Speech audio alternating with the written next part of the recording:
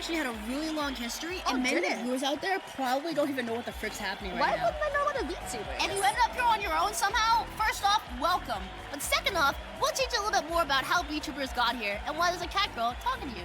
So guys, please enjoy VTuber history.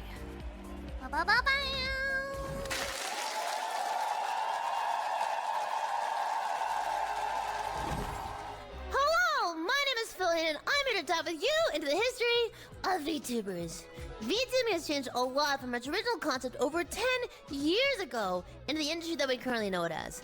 Back then, like any other new industry, nobody knew how to make it work, and trailblazers had to figure things out on their own. And to appreciate how VTubing went from a small group of nerds LARPing as anime girls on the internet to a near infinite Pokédex of fascinating characters, let's do a little history.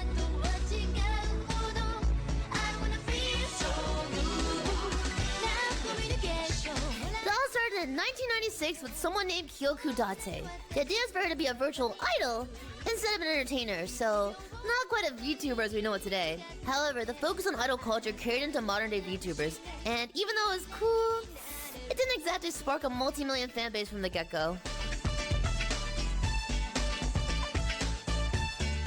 Now, what really built the foundation of VTubing culture was a little someone named Hatsune Miku.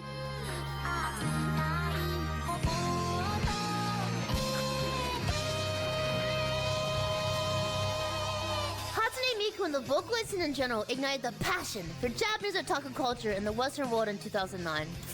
It's a bit ironic that a virtual AI kind of started it, and now we have actual AI VTubers, but I'm here for it. Now, moving along the timeline. For a while, virtual characters were used as representatives for Japanese companies, like Supersonico here. They were basically anime mascots. It wasn't exactly the virtual avatar experience that we have today. Hi.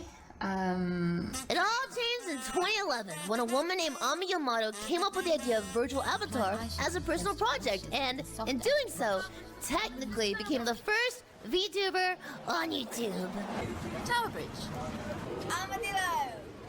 But the true game changer for VTubers was a little app called FaceRig. Some creepy shit, man. Oh my god! They see me roll. FaceRig finally gave everyone an easy way to become digital avatars. It was even used by large VTubers like PewDiePie, Jacksepticeye, and Giga, which brought a ton of new eyes to VTubing in the West. And while this was still 10 years ago, it set the stage for VTubers as we know them today. Oh my god! Tired of sleeping, getting The next step for VTubers came in 2014 with the emergence of the infamous Island. Focused on making funny skits, Island was massively popular and greatly spread the idea of animated avatars. Island could be considered the final step before the beginning of modern VTubers. Now it's time!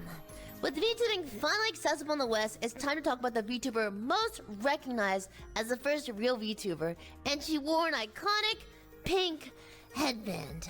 Yep, I'm talking about none other than the iconic big boss herself, Kazuna!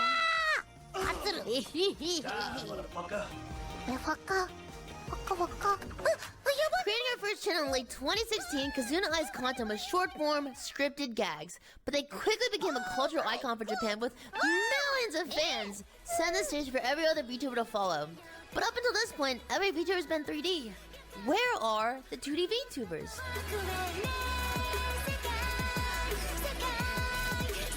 Well, in 2017, a company called Niji Sanji wanted to develop a face tracking app for the iPhone 10. The first VTubers using the tech were supposed to be advertisements for the new app. However, the 8 members instead became revolutionaries with millions of followers. Oops! With a massive opportunity on their hands, Niji Sanji decided to shift from short and scripted content to live streaming. They also moved away from 3D to 2D. Why? Because it's easier and cheaper. Economics.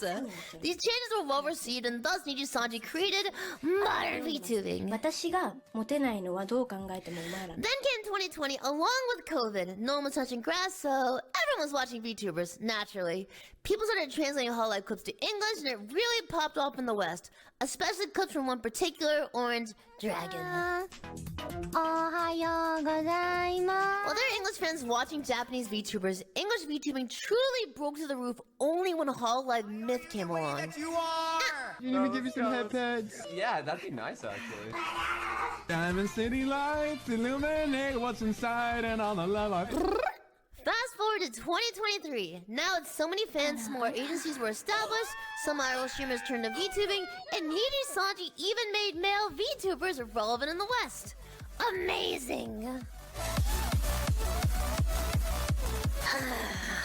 And here we end our trip down memory lane. There's more to come, more to see, more to enjoy, and I hope all of you can stick around for the rest of the history together with me, with all of us.